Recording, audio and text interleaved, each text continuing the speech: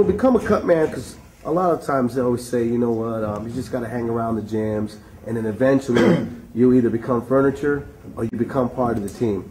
What do you think about that type of saying? That's in a way that's right, and I can only speak for myself. I give a lot of credit to two people, Joe Chavez, who was Oscar De La Hoya's cut man, right, and Chuck Bodak. I work with them both personally, and that's why I give a lot of credit to them.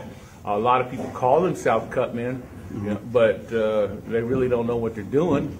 But you need to. There is no book.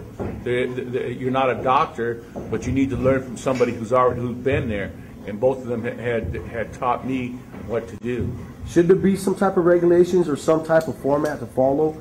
I mean, yes, yes, there should be. You should.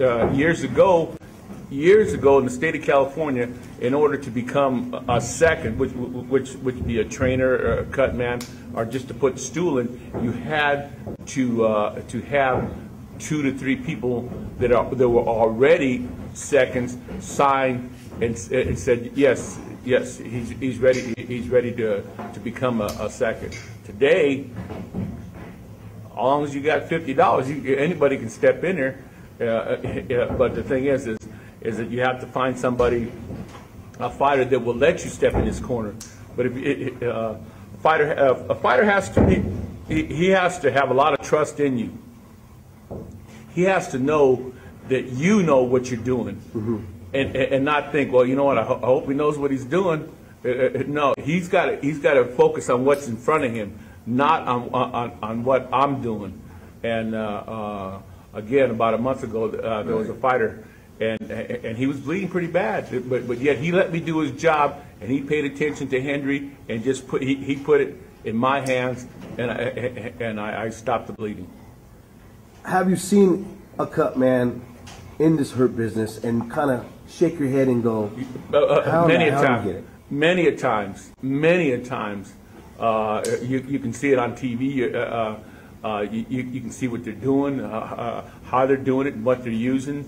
And many times, yes. So when you say a fighter needs to trust a particular, obviously a lot of these fighters don't know what to look for or what to put themselves, because it's a livelihood. Their lives are put on the line. Exactly. They don't seem to know how to take care of themselves. So how do we go about fixing something like that? Again, you should be certified. There should be some classes. There is no classes. There is no classes on how to use the medicines. They can only tell you what medicines to use. There is no classes. And you just have to learn from somebody who's already been there. I hold classes on hand wrapping cuts and what to do in the corner, and I don't give out certificates. But if you tell somebody you've been to my class, they know that I know what I'm doing. What's the proper way of now, let me ask you this: what's the non-proper way of hand wrapping a guy's hand? There's a lot of bad wraps out there, but what's the common bad one? The common bad one is not putting enough gauze on the hand. A lot of times they won't use enough to protect the fighters. They won't use enough gauze to protect the knuckles. And for instance, when Margarito got caught, the boxing commission and the attorney general called me to testify the proper procedure of hand wrapping in court, and I showed them what a proper hand wrapping is. But a lot of times people will not put enough gauze over the knuckles, and they won't put use enough gauze on the hand, because the hand it should be like a cast. You shouldn't be able to be doing this like this, because when you hit a person, that should just be straight, not like this here, because you can break the wrist. Right. Yes. So what is the amount that should be applied over the knuckles? It varies in different states. In the state of California, it's 20-20. 20 yards of tape, 20 yards of gauze. Now, how you use it is up to you. You can mess it up, or you can dress it up. See, I've seen a lot of bad hands.